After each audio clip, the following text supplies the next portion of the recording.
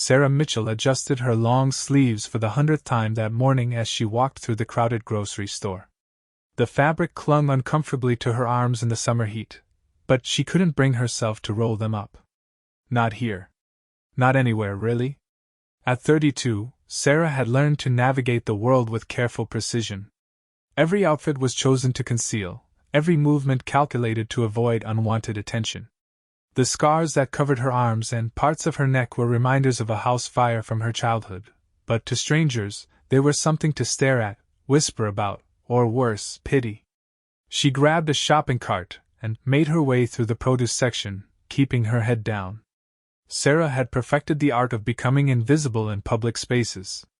Quick movements, minimal eye contact, and always having an escape route planned. It wasn't much of a life, but it was predictable, and predictability felt safe. "Excuse me, miss, you dropped this," a voice called behind her. Sarah turned to see a teenage boy holding out her wallet, but his expression changed the moment he saw her face. The left side bore faint scarring that extended down to her neck. His eyes widened, and he unconsciously took a step back. "Oh, I'm here," he stammered, practically throwing the wallet at her before hurrying away. Sarah's cheeks burned with familiar shame. She tucked the wallet into her purse and continued shopping, trying to ignore the whispers that seemed to follow her wherever she went. By the time she reached the checkout line, her anxiety was climbing steadily. The young cashier, a girl who couldn't have been more than 19, glanced up with a practiced smile that faltered when she saw Sarah's face. The girl's eyes darted nervously between Sarah's scars and the items she was scanning. "Paper or plastic?" the cashier asked, her voice slightly higher than normal. "Plastic is fine," Sarah replied quietly. As the girl bagged her groceries, Sarah noticed her stealing glances, the kind of looks she'd grown accustomed to over the years. Not malicious, exactly, but uncomfortable. Curious. Sometimes pitying. Always making her feel like a specimen under a microscope. "Have a nice day," the cashier said, unable to quite meet her eyes.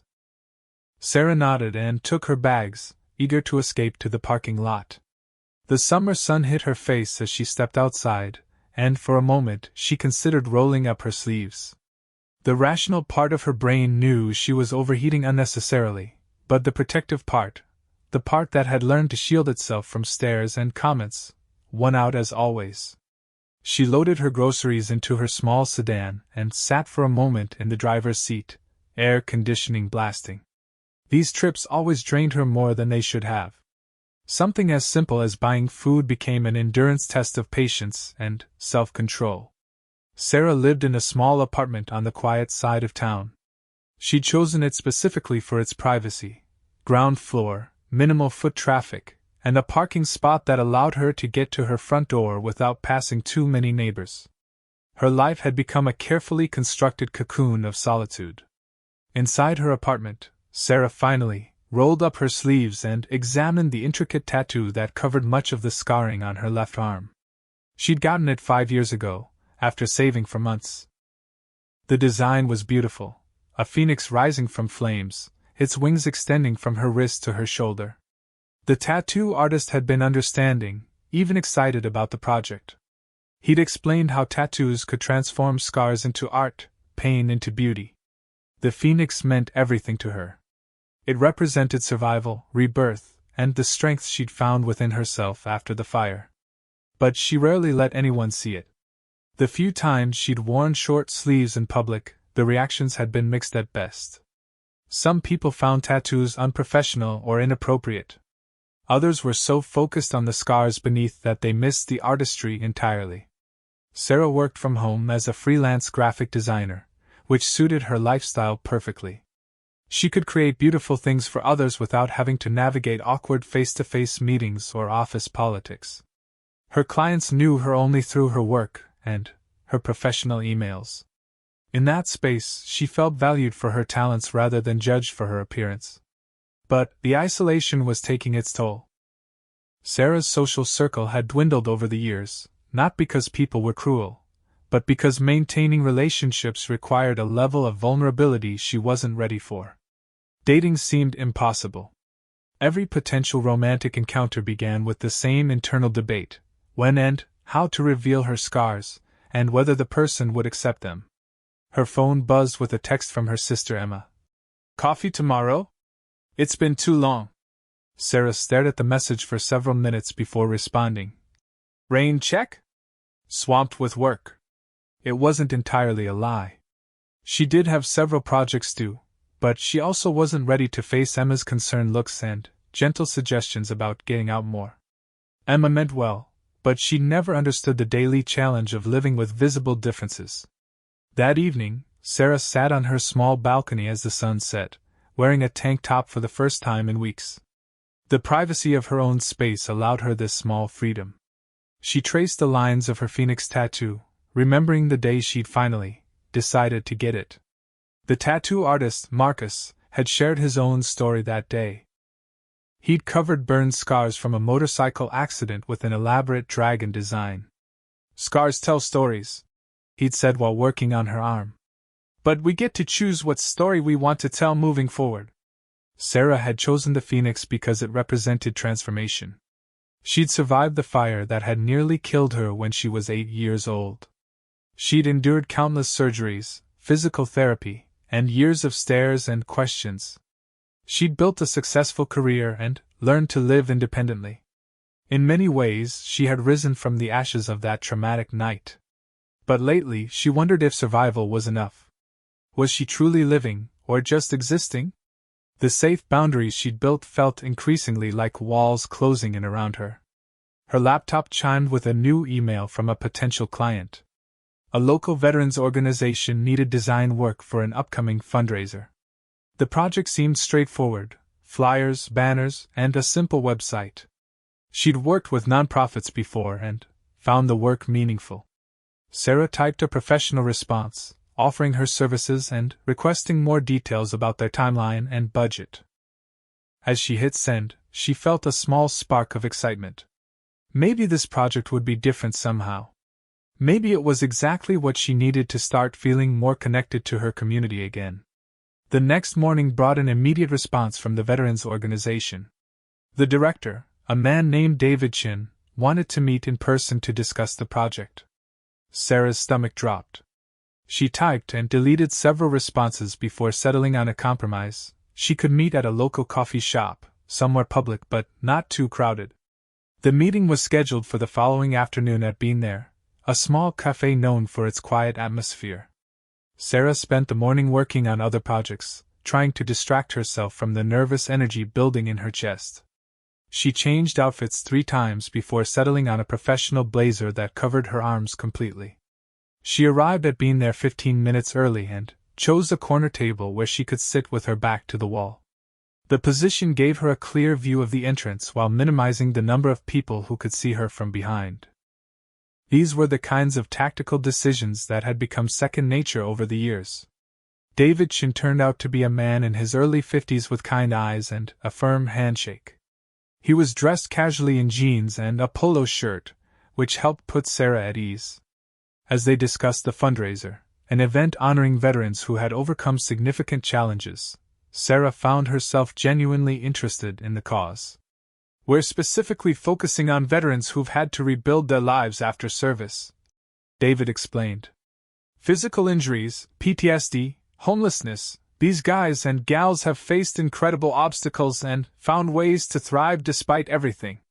Sarah nodded, taking notes on her tablet. "That sounds like an important message to share with the community." "It is," David agreed. "Too often, people see veterans as either heroes or victims. We want to show them as complete human beings who've faced adversity and chosen to keep fighting." As their meeting progressed, Sarah felt more relaxed than she had in months. David treated her as a professional equal, asking thoughtful questions about her design process and listening carefully to her suggestions. He never once stared at the faint scarring visible on her neck, never made her feel self-conscious or different. When they finished discussing the project details, David leaned back in his chair. "I have a good feeling about this collaboration, Sarah. Your portfolio shows exactly the kind of sensitivity and creativity we need for this project." "Thank you," Sarah replied, surprised by how much his approval meant to her. "I'm excited to get started." As she walked to her car, Sarah realized she was smiling genuinely for the first time in weeks.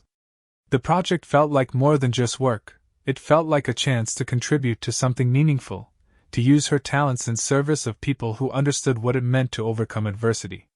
That night, she started sketching initial concepts for the fundraiser materials. The phoenix tattoo on her arm seemed to pulse with warmth as she worked, reminding her of her own journey from victim to survivor. Maybe it was time to start thinking about the next phase, from survivor to someone who could help others heal. For the first time in years, Sarah allowed herself to imagine what it might feel like to be truly seen and accepted, scars and all.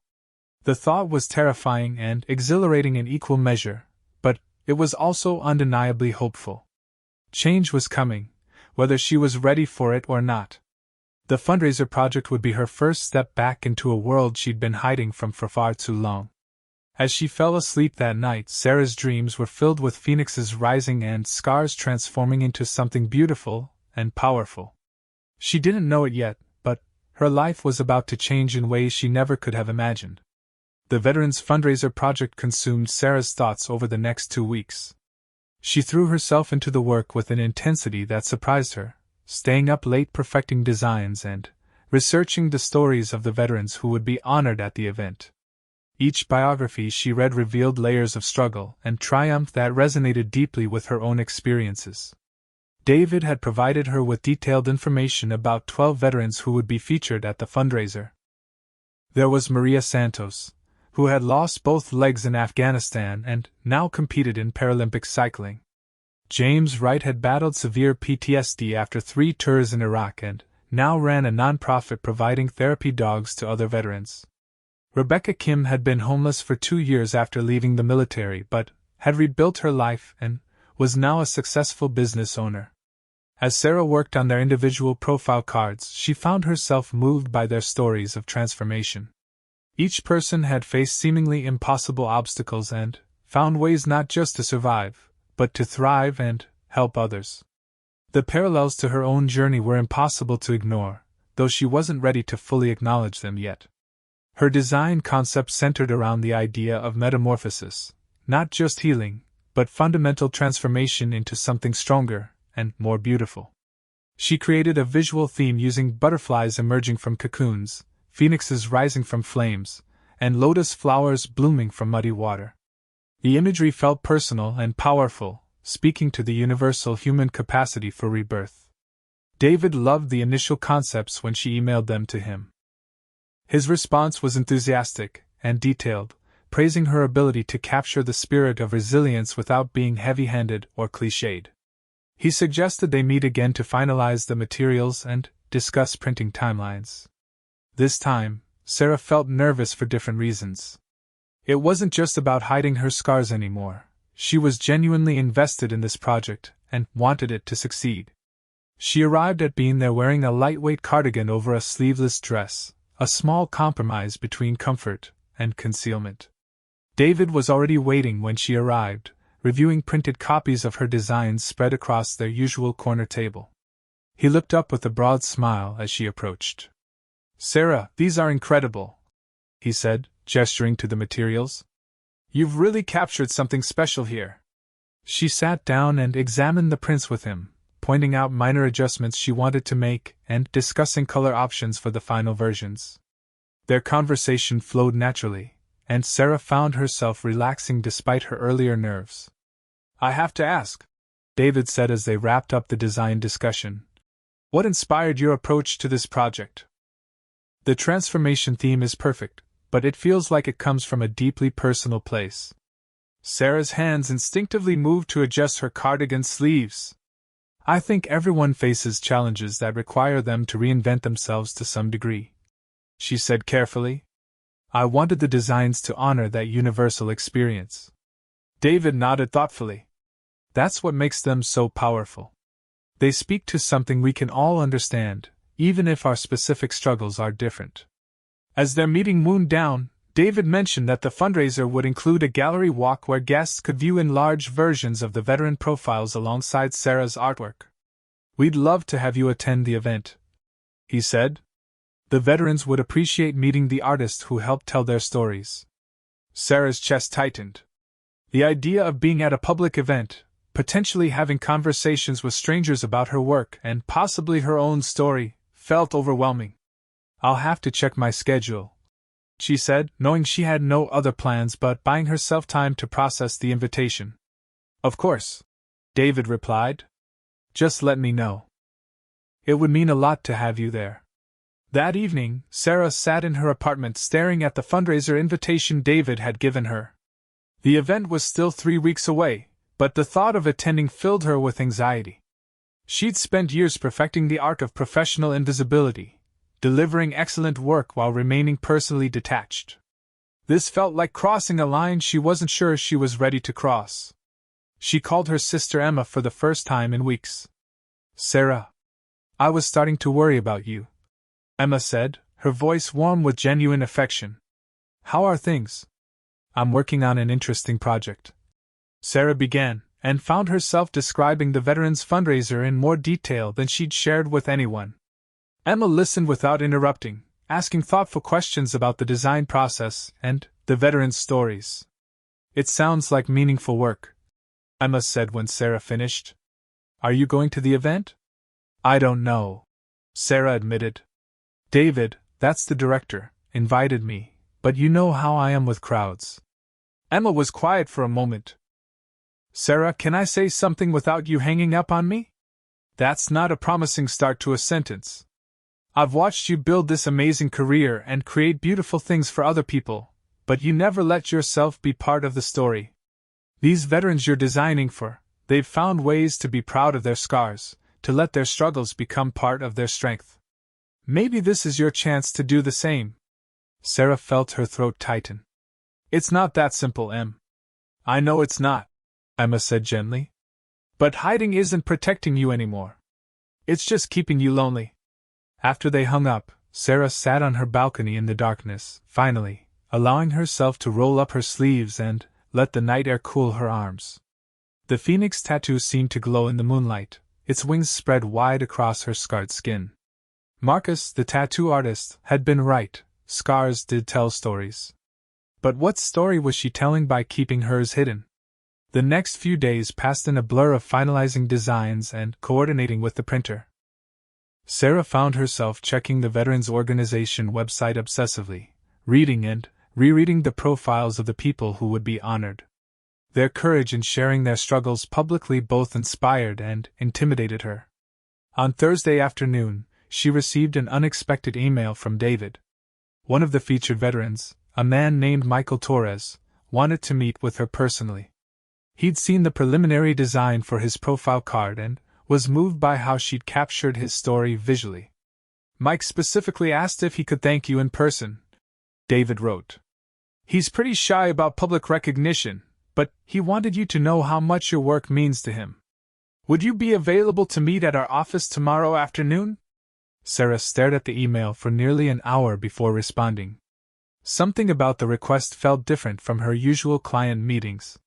This wasn't about business or revisions, it was about human connection, the kind she'd been avoiding for years.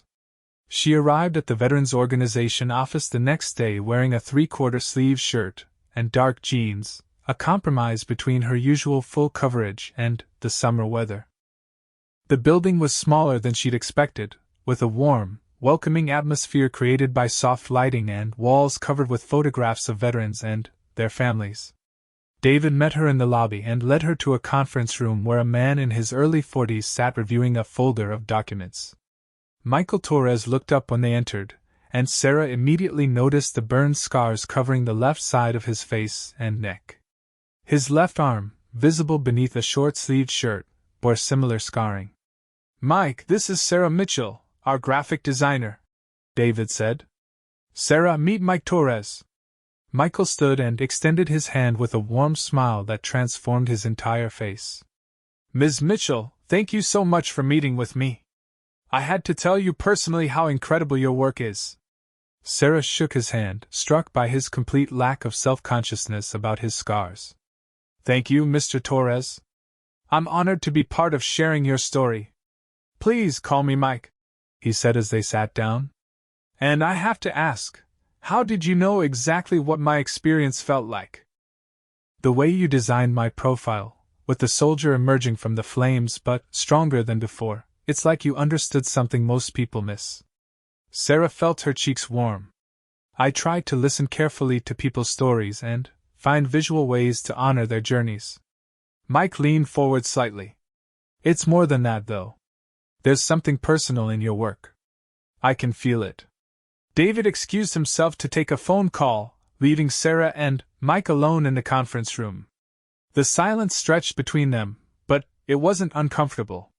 Mike seemed to be studying her face with the same careful attention she'd paid to his story. "Can I share something with you?" Mike asked quietly. "When I first got back from overseas, I hid from everyone. The burns, the trauma, I felt like a monster. It took me years to realize that my scars weren't something to be ashamed of. They were proof that I survived something that should have killed me." Sarah's hand unconsciously moved to her own neck, where faint scarring was visible above her shirt collar. Mike's eyes followed the movement, and his expression softened with understanding. "House fire?" he asked gently. Sarah nodded, unable to speak for a moment. "When I was 8.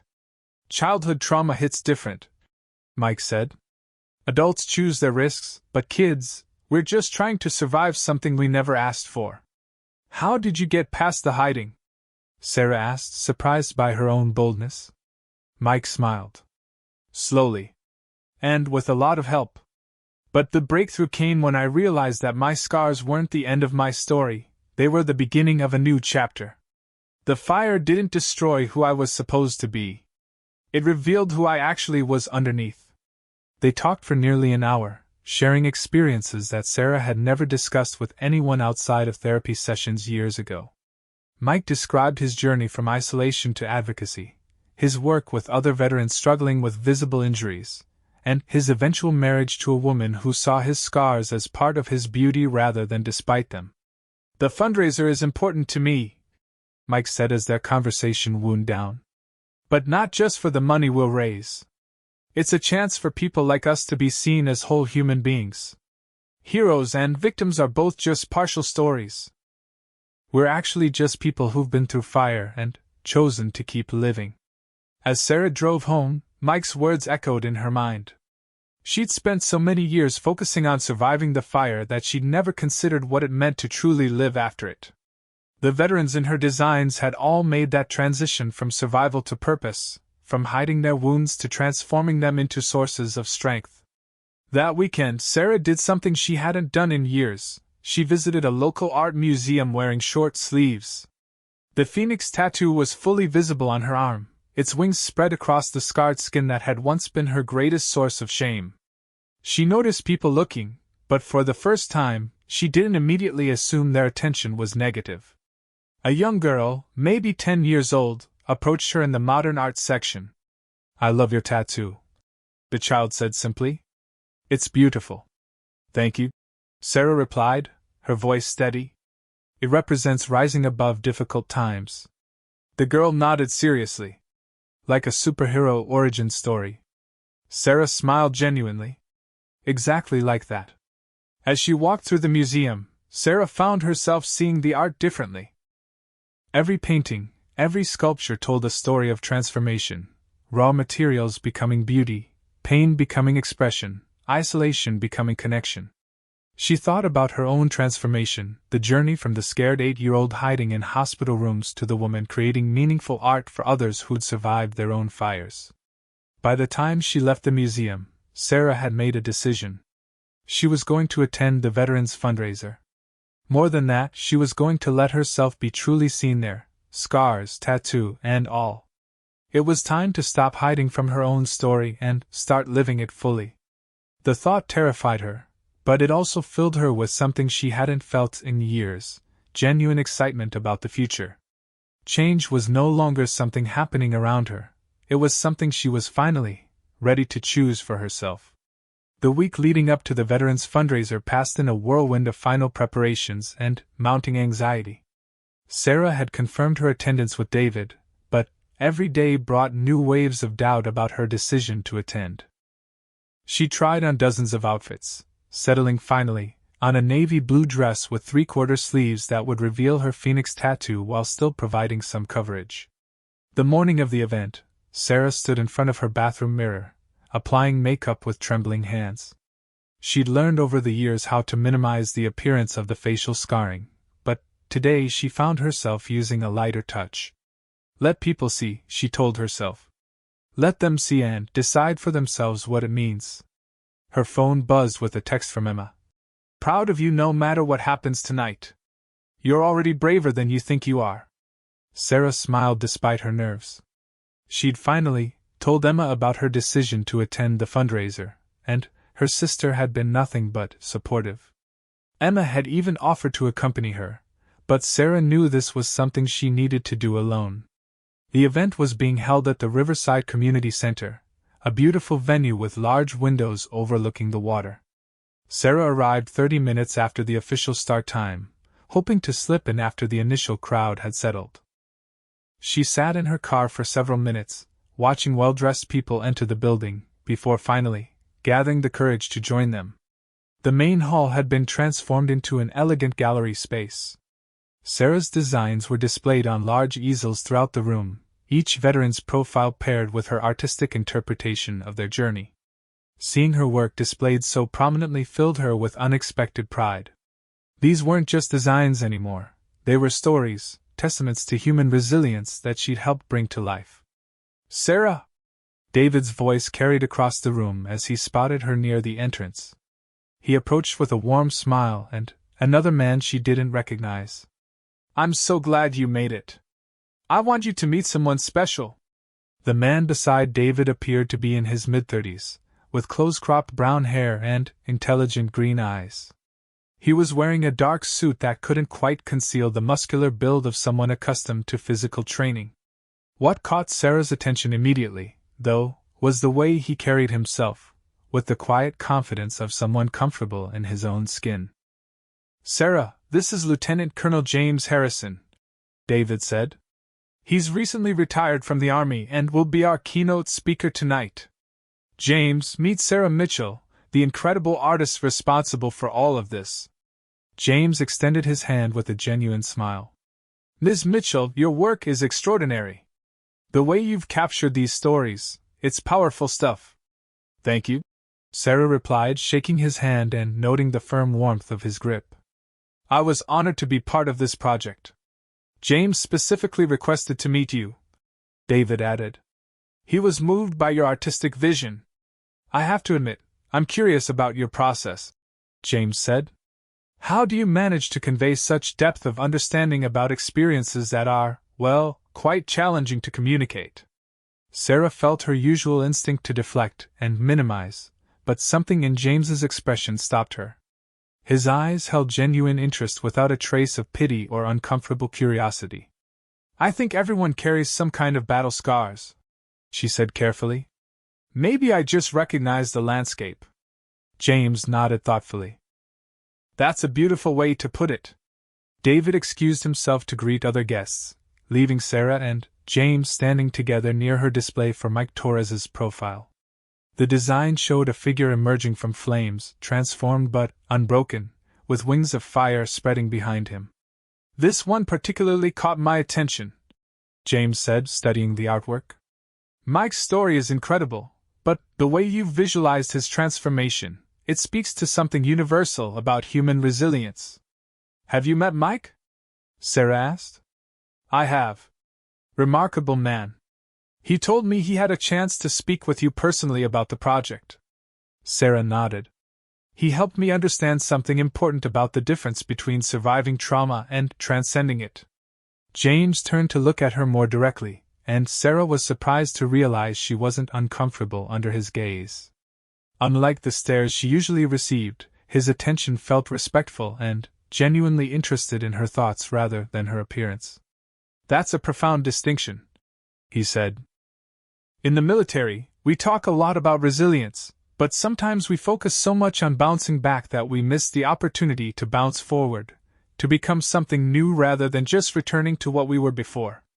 Their conversation was interrupted by the sound of David tapping a microphone at the front of the room. "Ladies and gentlemen, if I could have your attention, we're going to begin tonight's program." Sarah and James found seats near the back of the room as David introduced the evening's purpose and thanked the various sponsors and supporters. When he began calling up the featured veterans to share brief remarks, Sarah felt her chest tighten with emotion. One by one, the people whose stories she'd helped design stepped forward to speak.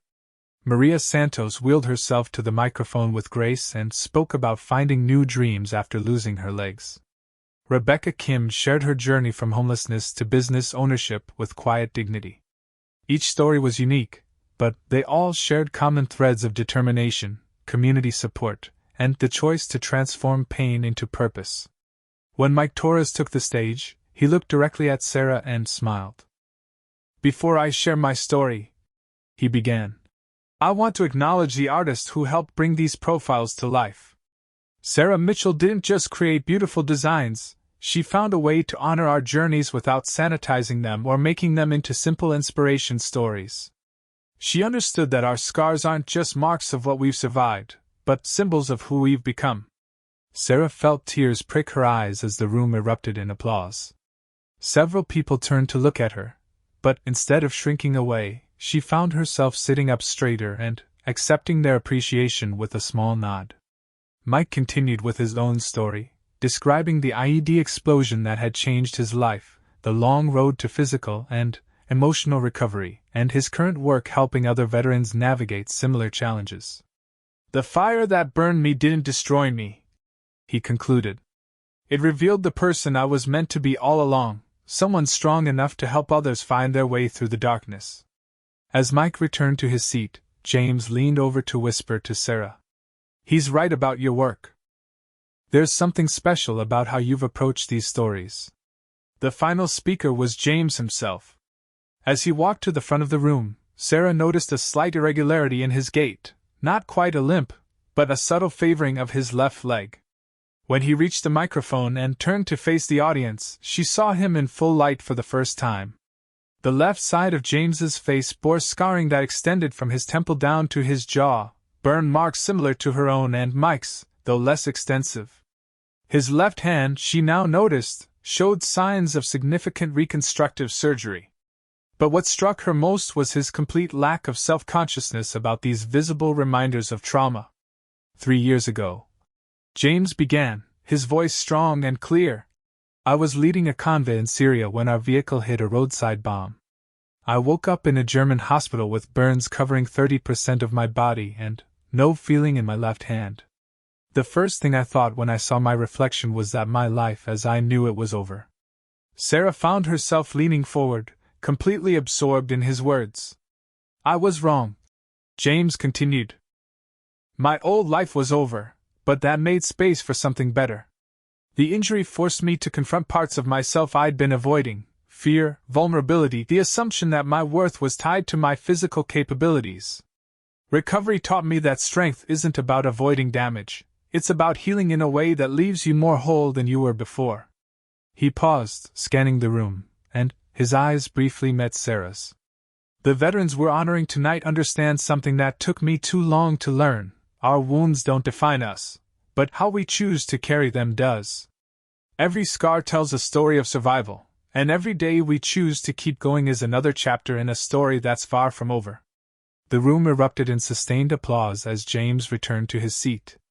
Sarah found herself clapping with unusual enthusiasm, moved not just by his words but by the complete authenticity with which he delivered them. During the reception that followed, Sarah circulated through the room, accepting congratulations on her work and engaging in conversations that felt surprisingly natural. The combination of the evening's inspiring stories and her growing comfort with her own visibility created a sense of confidence she hadn't experienced in years. She was examining her design for Rebecca Kim's profile when she felt someone approach from behind. "The butterfly emerging from the chrysalis," James said, joining her in front of the display. "It's a perfect metaphor for Rebecca's journey from homelessness to entrepreneurship. Metamorphosis is one of nature's most hopeful processes," Sarah replied. "Complete transformation is always possible, even when circumstances seem impossible. Speaking from experience? James asked gently. Sarah turned to face him, acutely aware that her phoenix tattoo was clearly visible on her exposed arm. For the first time in years, she didn't feel the urge to cover it or deflect attention from it. House fire when I was 8, she said simply. 30% burns, multiple surgeries, years of physical therapy. I spent most of my adult life thinking the fire had taken away my chance at a normal life. James nodded with understanding. And now? Sarah looked around the room at the veterans and their families, at her artwork telling stories of transformation, at the evidence of a community that celebrated survival and growth rather than just enduring trauma.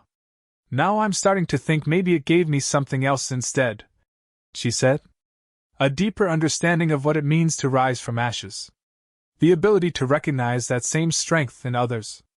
The phoenix tattoo, James observed, his eyes appreciating the intricate artwork on her arm.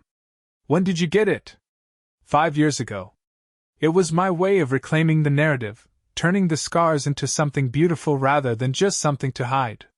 It's magnificent, James said, and Sarah could tell he meant it. The artistry is incredible, but more than that, it tells a story of courage. Not everyone is brave enough to transform their pain into something visible and beautiful. Sarah felt a warmth spread through her chest that had nothing to do with embarrassment. For the first time, someone was seeing her scars and her tattoo and her story not as something to pity or fix or politely ignore, but as evidence of strength and artistic vision. Would you like to get some air? James asked. The terrace overlooks the river, and it's a beautiful night. Sarah nodded, surprising herself with how much she wanted to continue their conversation away from the crowd. As they walked toward the terrace doors, she caught a glimpse of herself in a window's reflection. Instead of the self-conscious woman who had hidden from the world for so many years, she saw someone standing tall, her tattoo visible, engaging with confidence in meaningful conversation. The transformation she'd been afraid to believe in was actually happening, one honest conversation at a time. Outside on the terrace, the river reflected the lights from the community center, creating a peaceful atmosphere that seemed designed for deeper conversations. Sarah and James stood at the railing, comfortable in each other's presence despite having just met. Can I tell you something? James said after a moment of comfortable silence. When I saw your artwork tonight, before I knew your story, I knew there was something different about it. It had the authenticity that only comes from personal experience with transformation. What gave it away? Sarah asked, curious. The way you drew strength without minimizing struggle. Most people either romanticize trauma or focus only on the damage. You found a way to show both the cost and the growth, the loss and the discovery. That kind of perspective comes from living it yourself. Sarah felt seen in a way she'd never experienced before. Not just despite her scars, but because of the wisdom and empathy they'd given her.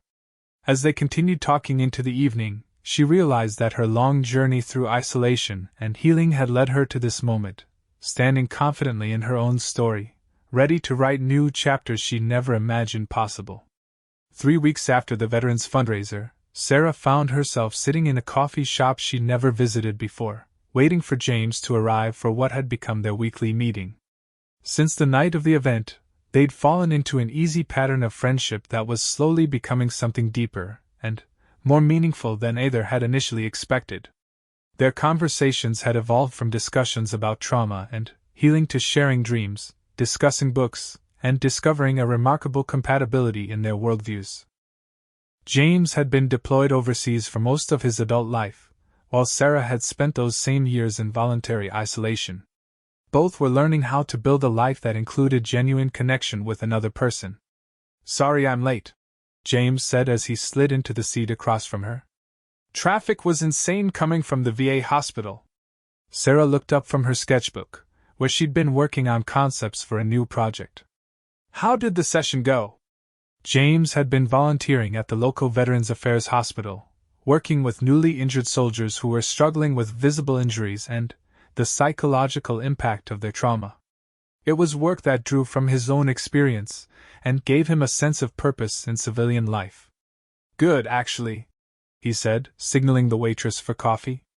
There's a young Marine, 19 years old, lost her right arm in an explosion. She's been refusing to see anyone, hiding in her room, convinced her life is over. Today she finally agreed to talk to me. What changed her mind? I showed her the photos from the fundraiser, James said with a smile. Specifically, I showed her your artwork and told her about the artist who turned her scars into a phoenix. She wanted to know if that was just a story or if someone had really done that. Sarah felt a familiar flutter of anxiety mixed with something else. Pride, maybe, or purpose. What did you tell her? I told her I'd introduce you if she was interested. Sarah's hand automatically moved toward her arm, where the phoenix tattoo was visible beneath her short sleeves. She'd started wearing them regularly since the fundraiser, slowly becoming comfortable with the visibility that had once terrified her. James, I don't know if I'm qualified to counsel someone dealing with that kind of fresh trauma. I'm not asking you to be a therapist, he said gently. Just to be yourself. Sometimes seeing someone who's further along the journey is more powerful than any professional intervention. Over the past few weeks, Sarah had been surprised by how many people had reached out to her after seeing her work at the fundraiser. David had forwarded emails from other organizations interested in similar projects. A local magazine wanted to do a feature story about artists who used their personal experiences to create meaningful work. Most surprisingly, a publisher had contacted her about developing her designs into a book about transformation and healing. But this was different. This was about directly helping someone in the immediate aftermath of life-changing trauma, when the pain was still raw and the future seemed impossible to imagine. What's her name? Sarah asked. Maria Elena Rodriguez. She's from a small town in Texas, joined the Marines straight out of high school. She's scared, angry, and convinced that losing her arm means losing everything she ever wanted to be. Sarah remembered being 19 and feeling like her scars had stolen her future before she'd even had a chance to discover what it might hold. The parallel was unmistakable. When would you want me to meet her? Whenever you're comfortable, James said. But, Sarah, I want you to know that you don't owe anyone your story. You've been incredibly generous in sharing your journey, but you get to decide how much and with whom. His consideration for her boundaries was one of the things that had drawn Sarah to James. He never pushed, never assumed, never tried to fix or change her. He simply accepted her exactly as she was while encouraging her to see herself through more compassionate eyes. I'd like to meet her, Sarah said. Maybe next week, when I finish this current project. She was working on designs for a nonprofit that supported survivors of domestic violence, another project that had come to her through word of mouth after the Veterans fundraiser. The work was emotionally challenging but deeply rewarding, allowing her to use her artistic skills in service of people who were rebuilding their lives after trauma. Speaking of current projects, James said, how's the book proposal coming along? Sarah had been working with the publisher to develop a concept that combined her artwork with stories of transformation from various trauma survivors. The book would feature her designs alongside personal narratives from people who had found ways to thrive after experiencing life-changing challenges.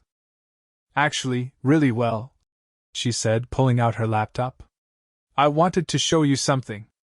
She opened a document containing the book's proposed table of contents.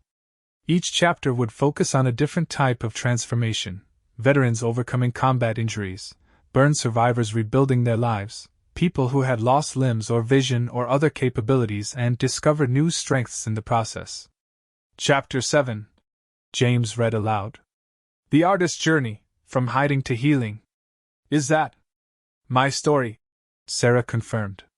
The publisher wants me to include my own narrative alongside the artwork. It would be the most personal thing I've ever shared publicly. James looked at her with admiration. How do you feel about that? Sarah had been wrestling with this question for days. The idea of sharing her complete story, the fire, the surgeries, the years of isolation, the slow journey towards self-acceptance, felt both terrifying and liberating. Scared, she said honestly. But also, ready maybe? I've spent so many years hiding my story, and it's exhausting. Maybe it's time to let it serve a purpose beyond just my own survival. You don't have to decide right now, James reminded her. Actually, I think I already have decided, Sarah said, surprising herself with the certainty in her voice. I want to do it. I want to tell the story of what it's really like to rebuild yourself after trauma, the setbacks, the breakthroughs, the daily choice to keep moving forward even when you can't see the destination. James reached across the table and placed his hand over hers. The gesture was simple but profound, representing a level of physical affection that Sarah was still learning to accept and return. His scarred hand covering hers created a visual representation of their connection, two people who had been through fire and found each other on the other side. I'm proud of you, he said simply. That afternoon, Sarah called the publisher and confirmed her participation in the book project. She spent the evening outlining her chapter, thinking about how to tell her story in a way that honored both the pain and the growth, the years of struggle and the recent discoveries about her own strength and capacity for connection. The next week, she met Maria Elena Rodriguez at the VA hospital. The young Marine was exactly as James had described, angry, scared, and convinced that her injury had stolen her future. She sat in her hospital bed with her right sleeve pinned up, avoiding eye contact and answering questions with minimal responses. James says you're an artist, Maria Elena said finally, her voice flat with disinterest. I am, Sarah replied, settling into the visitor's chair. I specialize in helping people tell stories about transformation through visual art. Must be nice to work with people who have inspiring stories to tell. Sarah smiled at the familiar self-pity that had once consumed her own thoughts. Actually, I work with people who think their stories are over. People who can't imagine how they're going to move forward from where they are right now. Maria Elena looked at her for the first time, taking in Sarah's visible scarring and the phoenix tattoo on her arm. What happened to you? House fire when I was 8. Lost about 30% of my skin, spent 2 years in and out of hospitals, endured more surgeries than I can count. For most of my adult life, I thought the fire had stolen my chance at happiness. Thought? Past tense. Sarah confirmed. I was wrong. The fire didn't steal my future, it gave me a different one than I had planned, but not a worse one. Just different. Over the next hour, Sarah shared parts of her story that she'd never told anyone except James and her therapist years ago. She talked about the isolation, the shame, the belief that she was somehow damaged beyond repair. She also talked about the slow process of healing, the decision to get the phoenix tattoo, and the recent discovery that her experiences had given her unique abilities to understand and help others facing similar challenges. The tattoo, Maria Elena said, studying the intricate artwork on Sarah's arm. Does it hurt when people stare at it? Sometimes, Sarah admitted. But not as much as it hurt when I was hiding it. At least now when people look, they're seeing something I chose to put there rather than just something that happened to me. When Sarah left the hospital that afternoon, Maria Elena had agreed to consider working with a prosthetist to explore options for her missing arm. More importantly, she had asked if Sarah would come back the following week. Their visits became a regular occurrence over the next month. Sarah watched Maria Elena slowly shift from despair to curiosity to tentative hope. The young Marine began participating in physical therapy, started talking to other patients, and eventually asked Sarah to help her design a tattoo that would incorporate her military service with her journey of adaptation and growth. I want something that shows I'm still a warrior, Maria Elena explained during one of their sessions. Just a different kind of warrior than I was before. Sarah worked with her to create a design featuring an eagle, the Marine Corps symbol, rising from stylized flames, its wing reaching toward a sun that represented new beginnings. The tattoo would cover part of Maria Elena's residual limb and extend onto her shoulder, transforming the site of her injury into a statement of strength and continuity. Watching Maria Elena's transformation reminded Sarah of her own journey and reinforced her decision to share her story publicly through the book project. Every week brought new examples of how visibility and vulnerability could create connections that led to healing, not just for trauma survivors, but for the people around them who needed to see evidence that recovery and growth were possible. 3 months after the Veterans Fundraiser, Sarah found herself preparing for her first public speaking engagement. A local university had invited her to speak to their art therapy students about using personal experience to inform artistic practice. The irony wasn't lost on her.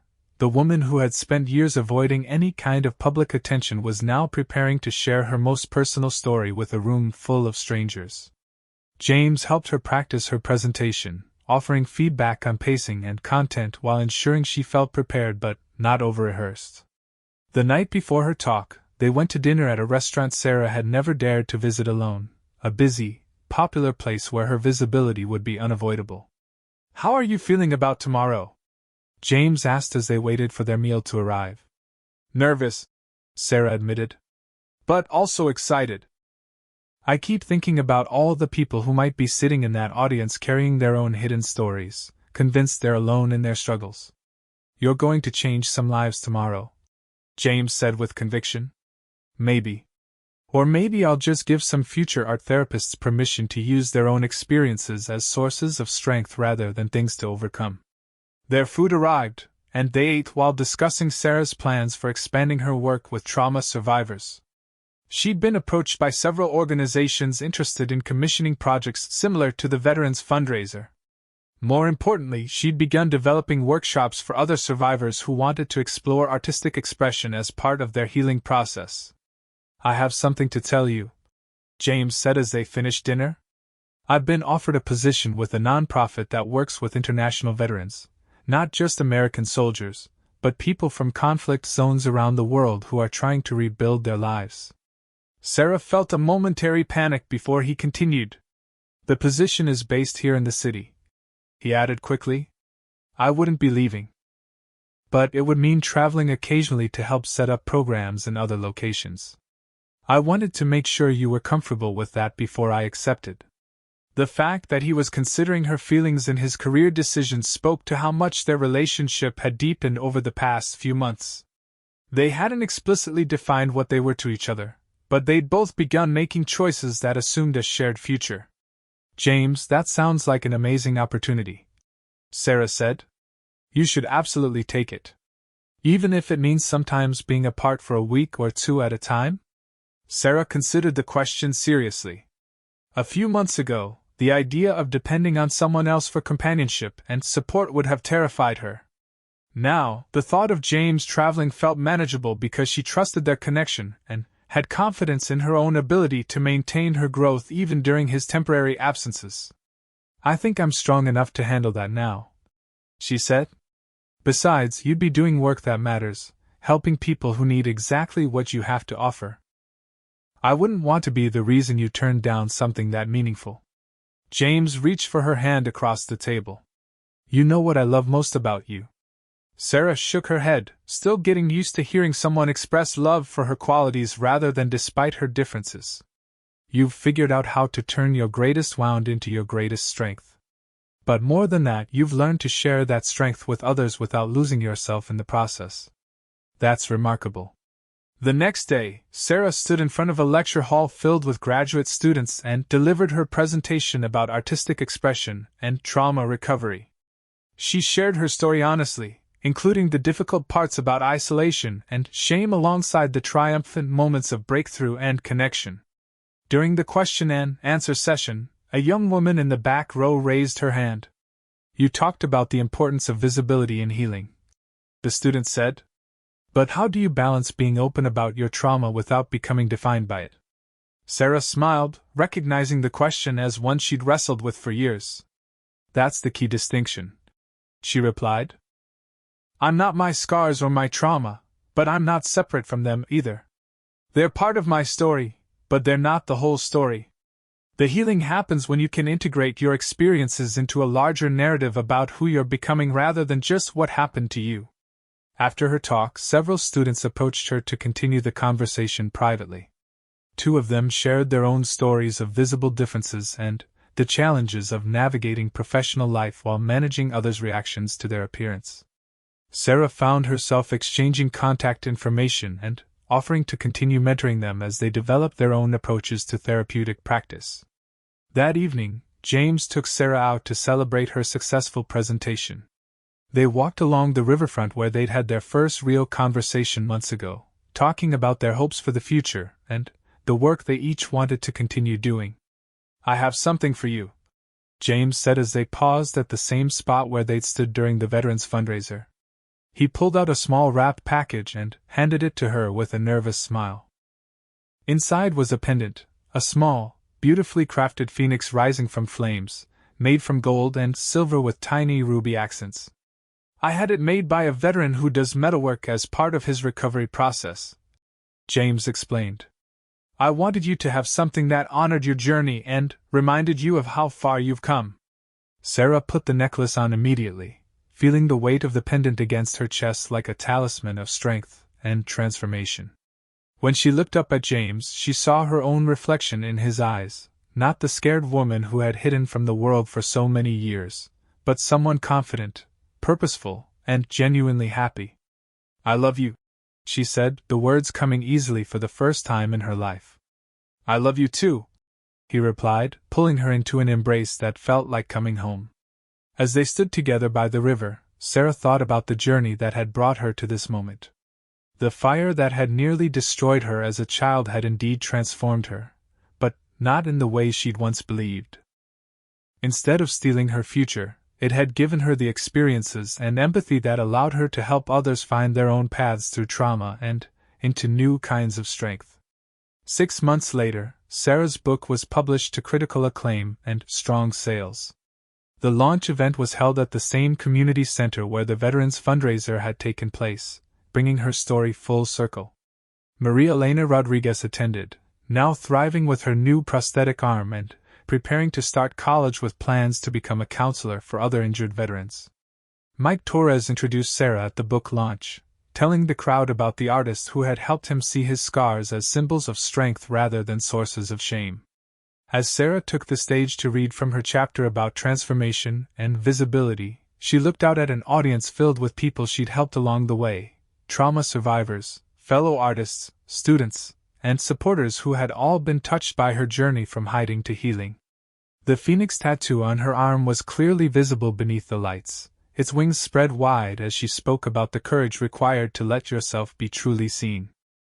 But more than that, it represented her complete transformation from someone who believed her scars made her unworthy of love to someone who had learned to see them as evidence of her capacity to survive, thrive, and help others do the same. In the audience, James watched with pride as the woman he loved shared her story with confidence and grace. He thought about the first night they'd met, when Sarah had been brave enough to attend the fundraiser despite her fears. That single act of courage had set in motion a chain of events that had transformed not only her own life but the lives of countless others who had been inspired by her example. Sarah concluded her reading with words that had become her personal motto. "Our scars don't tell the story of what broke us. They tell the story of what we survived, what we learned, and who we chose to become. Every day we choose to be visible with our wounds, and our wisdom is another day we choose to let our pain serve a purpose greater than our past." The applause that followed felt like validation not just of her work but of her entire journey.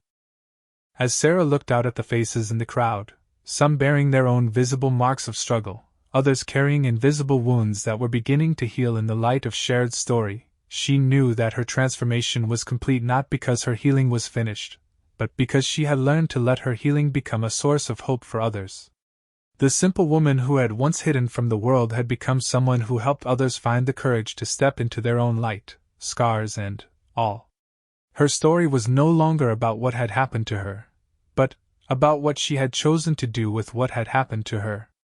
In the end, that choice had made all the difference.